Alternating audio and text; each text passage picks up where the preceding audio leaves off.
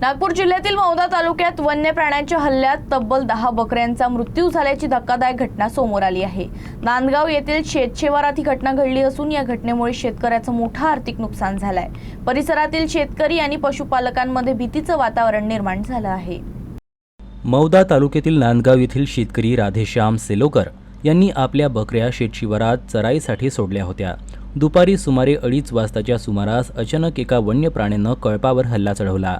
हा हल्ला इतका भीषण होता की 8 बकरे आणि 2 बोकड जागीच मृत्युमुखी पडले। घटनेची माहिती मिळताच ग्रामस्थ आणि शेतकरी घटनास्थळी दाखल झाले। मृत जनावरांचे दृश्य पाहून परिसरात हळहळ व्यक्त करण्यात आली। बकरी पालन हा सेलोकर कुटुंबाच्या उत्पन्नाचा महत्त्वाचा स्रोत असल्यानं या घटनेमुळे त्यांच्यावर मोठं आर्थिक संकट कोसळलं आहे। मृत जनावरांची किंमत लक्षात घेता लाखो रुपयांचं नुकसान झाल्याचा अंदाज व्यक्त करण्यात येत आहे।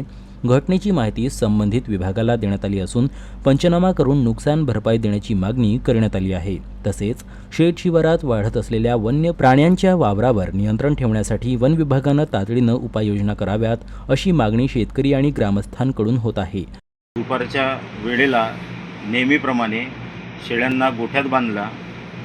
काही वेळाने अज्ञात वन्य प्राण्याने माझ्या गोठ्यात घुसून अनेक शेळ्यांवर हल्ला केला।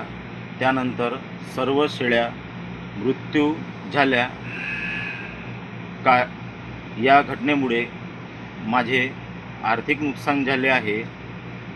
माझ्या कुटुंबाचा उदरनिर्वाह प्रामुख्याने शेळीपालनावर अवलंबून आहे। त्यामुळे या नुकसानीचा आमच्या कुटुंबावर मोठा परिणाम झाला आहे।